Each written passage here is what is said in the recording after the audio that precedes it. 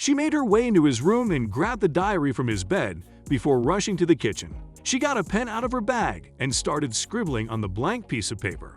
She was livid as she pressed the pen so hard against the paper that it nearly snapped. She could feel her anger only getting worse as she angrily wrote the words, "You will not be taking part in this in any sort of way." She then slammed the pen against the counter. She hadn't been this angry ever before. But why was she so angry?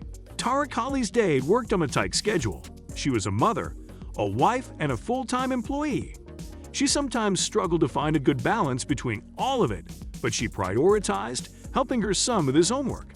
Tara wanted her son to be taught well at school, but she knew there was a clear line between appropriate and inappropriate lessons. The day started off normal. She spent the morning making her son breakfast and preparing lunch for school before handing him his shoes and dropping him off. They waved at each other as he walked through the school doors. She then made her way to work, smiling at the perfect weather they were having. The beautiful day contrasted her impending rage. Later, she collects her son from school and asks him about his day. He smiles as he tells her about playing with his friends and learning lots of new things. Tara listens enthusiastically. Then he says something Tara didn't quite understand. She looked at him inquisitively. "Are you speaking gibberish now?" She laughs. But it wasn't gibberish. He was saying something she couldn't fathom. After they got home, Tara prepared dinner, and they all sat down to eat. She was speaking to her husband about his day when her son started speaking gibberish again. She laughed as she told her husband that apparently, this is what they teach kids nowadays. Then she turned to her proud-looking son and told him to stop messing around. But he wasn't messing around. He was saying exactly what he learned today. Suddenly, his chin fell. He couldn't believe that his parents weren't praising his good memory and impressive new skill. He ate his dinner in silence until he was allowed to get up and go to his homework. Tara cleaned the kitchen while he worked in the next room. And that's when she heard it, the sound that would cause her to throw a fit. She made her way over to her son and snatched the phone from his hands. "What is this?" she asked in an odd tone. He was confused by her reaction as he answered, "Where did you get this? Who showed this to you?"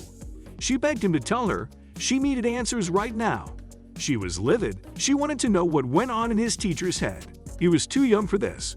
She couldn't control her rage as she spat. "This is absolutely sickening. A complete disgrace." Now it all makes sense. The words her son was speaking earlier weren't gibberish at all. He was saying something that hit the core of her ignorance. She was never exposed to this kind of thing. She looks at her son, who is now distressed as he feels he did something wrong. She quickly reassures him that it's not his fault, and he didn't do anything wrong, but his teacher, on the other hand, will pay. She closes the page that's open on her son's phone, grabs his homework diary, and storms into the kitchen. She grabs a pen and writes a note to his teacher, pushing down on the paper so hard it nearly rips.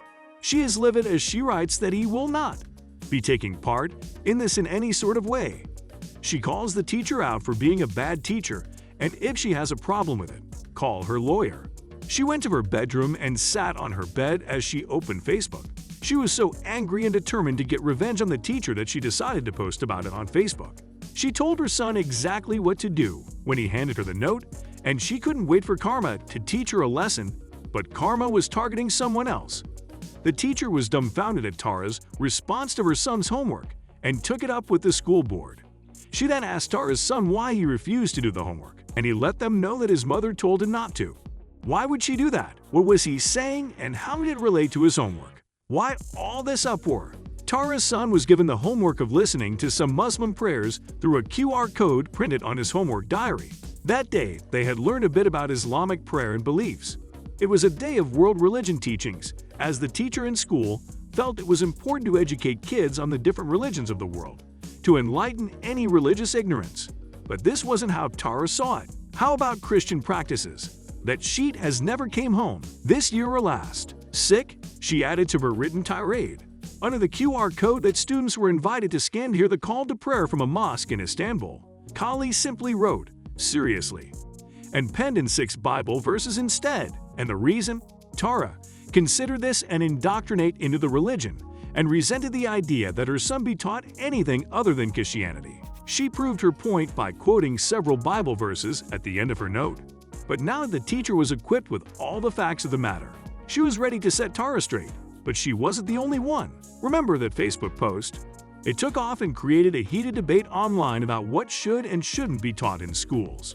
Some users shamed Tara for her views, saying, "I am a teacher and completely agree that this should be taught as a part of world history curriculum, and that QR code is an awesome, interactive idea. I actually love this assignment." But others disagreed. While you'd think that Tara's Facebook post would mostly be ignored by most of the world, it managed to rack up 38,000 likes and more than 123,000 shares. Some of the comments from parents accuse the government of brainwashing their children and insist that Christianity is being sidelined in favor of Islamic teachings in schools. Good for you, Mom. We, as Americans, need to stand up for Christianity, which are the principles on which this country was founded. One supporter wrote. Another user said, "Seventh graders do not, nor never had, world history. First, they need to learn Jefferson, Madison, and Hamilton. So, no, don't try to tell me that this should be a part of their studies." Judging from the support Tara initially received, she's not alone in her views. "If you can't teach Jesus, you shouldn't be able to teach Islam," quipped another user. But there's a problem with this. America isn't actually a Christian country. And in U.S. schools, teachers are allowed to teach students about Jesus. Here's where things started to heat up. After so much initial support from like-minded people, Tara's post started to gain traction in circles with opposing views, especially teachers. They pointed out that learning about a range of religions and cultures is a standard component of the curriculum in California, and it is essential for a well-rounded education. And ironically, the textbook does include chapters about Christianity. One teacher wrote, "Let me first say, I'm a Christian, but I feel like you're taking this a little far. This is a part of world history. It's not to force religion upon your child. Remember that the teaching method is standardized. So that's a California thing. So good luck trying to find a different school that's not going to teach that textbook in this state." While U.S. schools have the right to teach their students about the different religions around the world, they may not advance particular religious beliefs upon them. According to the American Civil Liberties Union, the school's approach to religion is academic, not devotional. The American Civil Liberties Union expands on that. The school may strive for student awareness of religions, but should not press for student acceptance of any religion. The school may sponsor study about religion, but may not sponsor the practice of religion. But Tara is not the only one who opposes schools teaching students about different religions. In Tennessee, outraged parents also voiced their anger that students are being taught the 5 pillars of Islam. In Georgia, people have formed a Facebook group with more than 4,000 members in order to contest Georgia's Islamic curriculum. There is growing anger about the way the U.S. school system is approaching Islam. Unfortunately, the movement seems to be fueled by the misconception that all Muslims are extremists. But it's not the first time parents have been up in arms over Islam, and it certainly won't be the last. Brother Rice High School in Bloomfield Hills has come under fire by dozens of angry parents for their prayer room on the school's grounds. Because the Catholic school has more than a dozen Muslim students, the school president decided to let them use a sacred space to pray. But when the parents heard about it, the complaints came pouring in.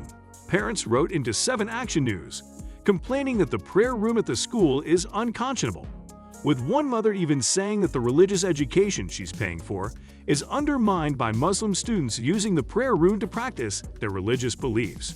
So, how did the prayer room come about on the Catholic school grounds? The school president, John Burney, explains, "When the question was, is there a place that I can pray?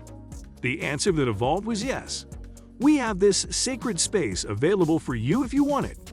When responding to the complaints, John said, "My quick response is, all Catholic schools have as part of their admissions that they don't discriminate based on race, creed, color." When asked about the parents complaining about the prayer room, John spoke about tolerance. "Is this something that compromises our faith and identity, or is it in fact consistent with the respect that we have? We are Catholic in the sense that we share the good news. We are not Catholic in the sense, hey, if you're not Catholic, don't bother coming here." John added that his Muslim students must conform to the Catholic curriculum, like all his other students, which they have. He says that they respect the Catholic faith, so it's only right that the school respects theirs.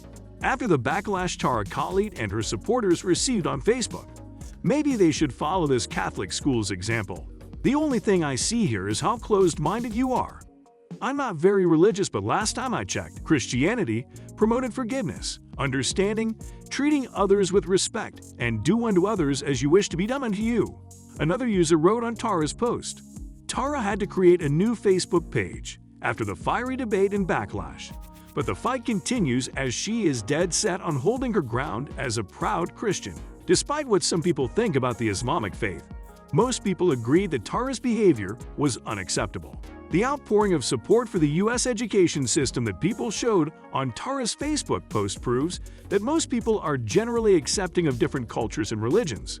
In fact, a well-rounded education that includes teaching about religions will help students function in modern society. What do you think? After the backlash Tara Khalid and her supporters received on Facebook, maybe they should follow this Catholic school's example. The only thing I see here is how closed-minded you are. I'm not very religious, but last time I checked, Christianity promoted forgiveness, understanding, treating others with respect, and do unto others as you wish to be done unto you. Another user wrote on Tara's post, Tara had to create a new Facebook page after the fiery debate and backlash, but the fight continues as she is dead set on holding her ground as a proud Christian. Despite what some people think about the Islamic faith, most people agree that Tara's behavior was unacceptable.